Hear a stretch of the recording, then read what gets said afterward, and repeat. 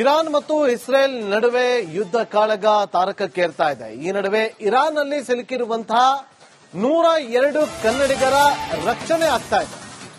ಅನಿವಾಸಿ ಭಾರತೀಯ ಸಮಿತಿಯಿಂದ ಅಧಿಕೃತವಾದಂತಹ ಮಾಹಿತಿಯನ್ನು ಈಗ ಪ್ರಕಟಿಸಲಾಗಿದೆ. 4-5 ದಿನಗಳಲ್ಲಿ ಎಲ್ಲರನ್ನೂ ಸುರಕ್ಷಿತವಾಗಿ ಕರೆದುಕೊಂಡು ಬರ್ತೀವಿ ಅಂತ ಹೇಳಿದ್ದಾರೆ.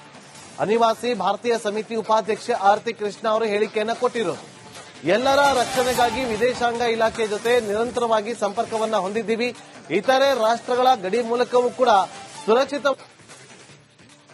ಇರಾನ್ ಮತ್ತು ಇಸ್ರೇಲ್ ನಡುವೆ ಯುದ್ಧ ಕಾಳಗ ತಾರಕಕ್ಕೇರ್ತಾ ಇದೆ. ಈ ನಡುವೆ ಇರಾನ್ನಲ್ಲಿ ಸಿಲುಕಿರುವಂತಹ 102 ಕನ್ನಡಿಗರ ರಕ್ಷಣೆ ಆಗ್ತಾ ಇದೆ. ಅನಿವಾಸಿ ಭಾರತೀಯ ಸಮಿತಿಯಿಂದ ಅಧಿಕೃತವಾದಂತಹ ಮಾಹಿತಿಯನ್ನು ಈಗ ಪ್ರಕಟಿಸಲಾಗಿದೆ. 4-5 ದಿನಗಳಲ್ಲಿ ಎಲ್ಲರನ್ನೂ ಸುರಕ್ಷಿತವಾಗಿ ಕರೆದುಕೊಂಡು ಬರ್ತೀವಿ ಅಂತ ಹೇಳಿದ್ದಾರೆ. ಅನಿವಾಸಿ ಭಾರತೀಯ ಸಮಿತಿ ಉಪಾಧ್ಯಕ್ಷ ಆರತಿ ಕೃಷ್ಣ ಅವರು ಹೇಳಿಕೆಯನ್ನು ಕೊಟ್ಟಿರೋದು. ಎಲ್ಲರ ರಕ್ಷಣೆಗಾಗಿ ವಿದೇಶಾಂಗ ಇಲಾಖೆ ಜೊತೆ ನಿರಂತರವಾಗಿ ಸಂಪರ್ಕವನ್ನ ಹೊಂದಿದ್ದೀವಿ. ಇತರೆ ರಾಷ್ಟ್ರಗಳ ಗಡಿ ಮೂಲಕವೂ ಕೂಡ ಸುರಕ್ಷಿತ.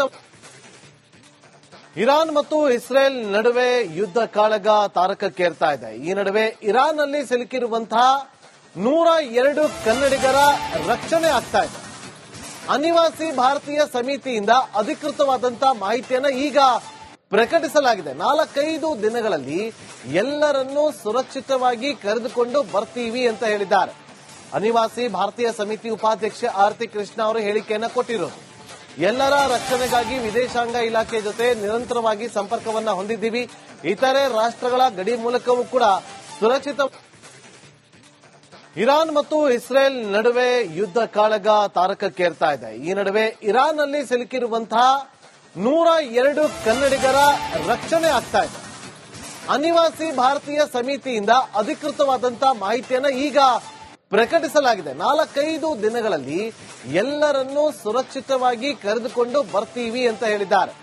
ಅನಿವಾಸಿ ಭಾರತೀಯ ಸಮಿತಿ ಉಪಾಧ್ಯಕ್ಷ ಆರತಿ ಕೃಷ್ಣ ಅವರು ಹೇಳಿಕೆಯನ್ನು ಕೊಟ್ಟಿರೋದು. ಎಲ್ಲರ ರಕ್ಷಣೆಗಾಗಿ ವಿದೇಶಾಂಗ ಇಲಾಖೆ ಜೊತೆ ನಿರಂತರವಾಗಿ ಸಂಪರ್ಕವನ್ನ ಹೊಂದಿದ್ದೀವಿ. ಇತರೆ ರಾಷ್ಟ್ರಗಳ ಗಡಿ ಮೂಲಕವೂ ಕೂಡ ಸುರಕ್ಷಿತ. ಇರಾನ್ ಮತ್ತು ಇಸ್ರೇಲ್ ನಡುವೆ ಯುದ್ಧ ಕಾಳಗ ತಾರಕಕ್ಕೇರ್ತಾ ಇದೆ. ಈ ನಡುವೆ ಇರಾನ್ನಲ್ಲಿ ಸಿಲುಕಿರುವಂತಹ 102 ಕನ್ನಡಿಗರ ರಕ್ಷಣೆ ಆಗ್ತಾ ಇದೆ. ಅನಿವಾಸಿ ಭಾರತೀಯ ಸಮಿತಿಯಿಂದ ಅಧಿಕೃತವಾದಂತಹ ಮಾಹಿತಿಯನ್ನು ಈಗ ಪ್ರಕಟಿಸಲಾಗಿದೆ. 4-5 ದಿನಗಳಲ್ಲಿ ಎಲ್ಲರನ್ನೂ ಸುರಕ್ಷಿತವಾಗಿ ಕರೆದುಕೊಂಡು ಬರ್ತೀವಿ ಅಂತ ಹೇಳಿದ್ದಾರೆ.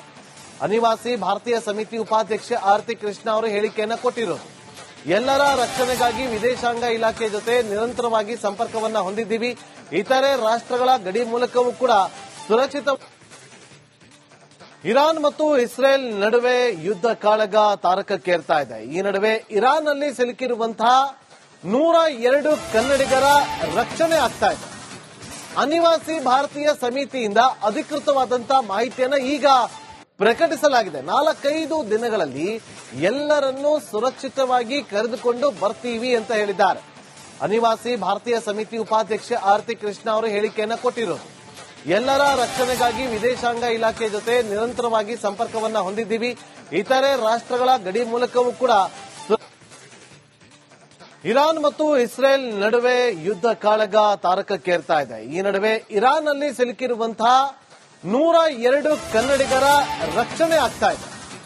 ಅನಿವಾಸಿ ಭಾರತೀಯ ಸಮಿತಿಯಿಂದ ಅಧಿಕೃತವಾದಂತಹ ಮಾಹಿತಿಯನ್ನು ಈಗ ಪ್ರಕಟಿಸಲಾಗಿದೆ. 4-5 ದಿನಗಳಲ್ಲಿ ಎಲ್ಲರನ್ನೂ ಸುರಕ್ಷಿತವಾಗಿ ಕರೆದುಕೊಂಡು ಬರ್ತೀವಿ ಅಂತ ಹೇಳಿದ್ದಾರೆ. ಅನಿವಾಸಿ ಭಾರತೀಯ ಸಮಿತಿ ಉಪಾಧ್ಯಕ್ಷ ಆರತಿ ಕೃಷ್ಣ ಅವರು ಹೇಳಿಕೆಯನ್ನು ಕೊಟ್ಟಿರೋದು. ಎಲ್ಲರ ರಕ್ಷಣೆಗಾಗಿ ವಿದೇಶಾಂಗ ಇಲಾಖೆ ಜೊತೆ ನಿರಂತರವಾಗಿ ಸಂಪರ್ಕವನ್ನ ಹೊಂದಿದ್ದೀವಿ. ಇತರೆ ರಾಷ್ಟ್ರಗಳ ಗಡಿ ಮೂಲಕವೂ ಕೂಡ ಸುರಕ್ಷಿತ. ಇರಾನ್ ಮತ್ತು ಇಸ್ರೇಲ್ ನಡುವೆ ಯುದ್ಧ ಕಾಳಗ ತಾರಕಕ್ಕೇರ್ತಾ ಇದೆ. ಈ ನಡುವೆ ಇರಾನ್ನಲ್ಲಿ ಸಿಲುಕಿರುವಂತಹ 102 ಕನ್ನಡಿಗರ ರಕ್ಷಣೆ ಆಗ್ತಾ ಇದೆ. ಅನಿವಾಸಿ ಭಾರತೀಯ ಸಮಿತಿಯಿಂದ ಅಧಿಕೃತವಾದಂತಹ ಮಾಹಿತಿಯನ್ನು ಈಗ ಪ್ರಕಟಿಸಲಾಗಿದೆ. 4-5 ದಿನಗಳಲ್ಲಿ ಎಲ್ಲರನ್ನೂ ಸುರಕ್ಷಿತವಾಗಿ ಕರೆದುಕೊಂಡು ಬರ್ತೀವಿ ಅಂತ ಹೇಳಿದ್ದಾರೆ. ಅನಿವಾಸಿ ಭಾರತೀಯ ಸಮಿತಿ ಉಪಾಧ್ಯಕ್ಷ ಆರತಿ ಕೃಷ್ಣ ಅವರು ಹೇಳಿಕೆಯನ್ನು ಕೊಟ್ಟಿರೋದು.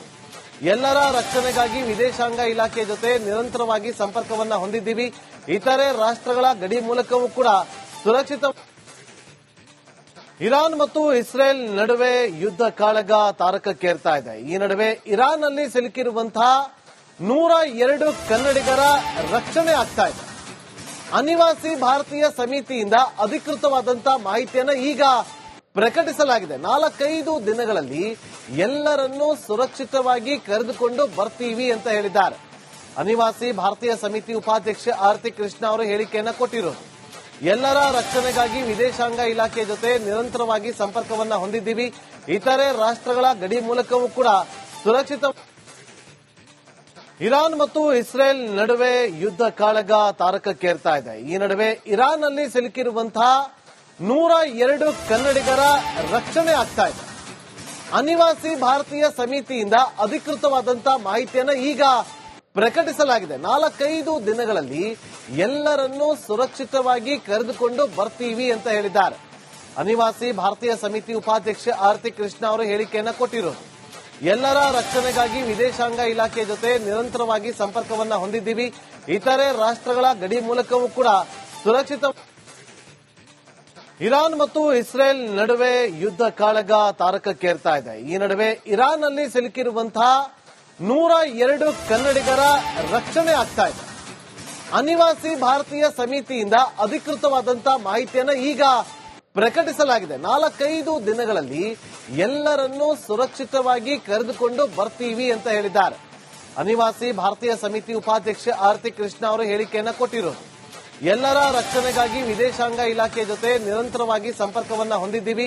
ಇತರೆ ರಾಷ್ಟ್ರಗಳ ಗಡಿ ಮೂಲಕವೂ ಕೂಡ ಸುರಕ್ಷಿತ. ಇರಾನ್ ಮತ್ತು ಇಸ್ರೇಲ್ ನಡುವೆ ಯುದ್ಧ ಕಾಳಗ ತಾರಕಕ್ಕೇರ್ತಾ ಇದೆ. ಈ ನಡುವೆ ಇರಾನ್ನಲ್ಲಿ ಸಿಲುಕಿರುವಂತಹ 102 ಕನ್ನಡಿಗರ ರಕ್ಷಣೆ ಆಗ್ತಾ ಇದೆ. ಅನಿವಾಸಿ ಭಾರತೀಯ ಸಮಿತಿಯಿಂದ ಅಧಿಕೃತವಾದಂತಹ ಮಾಹಿತಿಯನ್ನು ಈಗ ಪ್ರಕಟಿಸಲಾಗಿದೆ. 4-5 ದಿನಗಳಲ್ಲಿ ಎಲ್ಲರನ್ನೂ ಸುರಕ್ಷಿತವಾಗಿ ಕರೆದುಕೊಂಡು ಬರ್ತೀವಿ ಅಂತ ಹೇಳಿದ್ದಾರೆ. ಅನಿವಾಸಿ ಭಾರತೀಯ ಸಮಿತಿ ಉಪಾಧ್ಯಕ್ಷ ಆರತಿ ಕೃಷ್ಣ ಅವರು ಹೇಳಿಕೆಯನ್ನು ಕೊಟ್ಟಿರೋದು. ಎಲ್ಲರ ರಕ್ಷಣೆಗಾಗಿ ವಿದೇಶಾಂಗ ಇಲಾಖೆ ಜೊತೆ ನಿರಂತರವಾಗಿ ಸಂಪರ್ಕವನ್ನ ಹೊಂದಿದ್ದೀವಿ. ಇತರೆ ರಾಷ್ಟ್ರಗಳ ಗಡಿ ಮೂಲಕವೂ ಕೂಡ ಸುರಕ್ಷಿತ. ಇರಾನ್ ಮತ್ತು ಇಸ್ರೇಲ್ ನಡುವೆ ಯುದ್ಧ ಕಾಳಗ ತಾರಕಕ್ಕೇರ್ತಾ ಇದೆ. ಈ ನಡುವೆ ಇರಾನ್ನಲ್ಲಿ ಸಿಲುಕಿರುವಂತಹ 102 ಕನ್ನಡಿಗರ ರಕ್ಷಣೆ ಆಗ್ತಾ ಇದೆ. ಅನಿವಾಸಿ ಭಾರತೀಯ ಸಮಿತಿಯಿಂದ ಅಧಿಕೃತವಾದಂತಹ ಮಾಹಿತಿಯನ್ನು ಈಗ ಪ್ರಕಟಿಸಲಾಗಿದೆ. 4-5 ದಿನಗಳಲ್ಲಿ ಎಲ್ಲರನ್ನೂ ಸುರಕ್ಷಿತವಾಗಿ ಕರೆದುಕೊಂಡು ಬರ್ತೀವಿ ಅಂತ ಹೇಳಿದ್ದಾರೆ. ಅನಿವಾಸಿ ಭಾರತೀಯ ಸಮಿತಿ ಉಪಾಧ್ಯಕ್ಷ ಆರತಿ ಕೃಷ್ಣ ಅವರು ಹೇಳಿಕೆಯನ್ನು ಕೊಟ್ಟಿರೋದು. ಎಲ್ಲರ ರಕ್ಷಣೆಗಾಗಿ ವಿದೇಶಾಂಗ ಇಲಾಖೆ ಜೊತೆ ನಿರಂತರವಾಗಿ ಸಂಪರ್ಕವನ್ನ ಹೊಂದಿದ್ದೀವಿ. ಇತರೆ ರಾಷ್ಟ್ರಗಳ ಗಡಿ ಮೂಲಕವೂ ಕೂಡ ಸುರಕ್ಷಿತ. ಇರಾನ್ ಮತ್ತು ಇಸ್ರೇಲ್ ನಡುವೆ ಯುದ್ಧ ಕಾಳಗ ತಾರಕಕ್ಕೇರ್ತಾ ಇದೆ. ಈ ನಡುವೆ ಇರಾನ್ನಲ್ಲಿ ಸಿಲುಕಿರುವಂತಹ 102 ಕನ್ನಡಿಗರ ರಕ್ಷಣೆ ಆಗ್ತಾ ಇದೆ. ಅನಿವಾಸಿ ಭಾರತೀಯ ಸಮಿತಿಯಿಂದ ಅಧಿಕೃತವಾದಂತಹ ಮಾಹಿತಿಯನ್ನು ಈಗ ಪ್ರಕಟಿಸಲಾಗಿದೆ. 4-5 ದಿನಗಳಲ್ಲಿ ಎಲ್ಲರನ್ನೂ ಸುರಕ್ಷಿತವಾಗಿ ಕರೆದುಕೊಂಡು ಬರ್ತೀವಿ ಅಂತ ಹೇಳಿದ್ದಾರೆ. ಅನಿವಾಸಿ ಭಾರತೀಯ ಸಮಿತಿ ಉಪಾಧ್ಯಕ್ಷ ಆರತಿ ಕೃಷ್ಣ ಅವರು ಹೇಳಿಕೆಯನ್ನು ಕೊಟ್ಟಿರೋದು. ಎಲ್ಲರ ರಕ್ಷಣೆಗಾಗಿ ವಿದೇಶಾಂಗ ಇಲಾಖೆ ಜೊತೆ ನಿರಂತರವಾಗಿ ಸಂಪರ್ಕವನ್ನ ಹೊಂದಿದ್ದೀವಿ. ಇತರೆ ರಾಷ್ಟ್ರಗಳ ಗಡಿ ಮೂಲಕವೂ ಕೂಡ ಸುರಕ್ಷಿತ.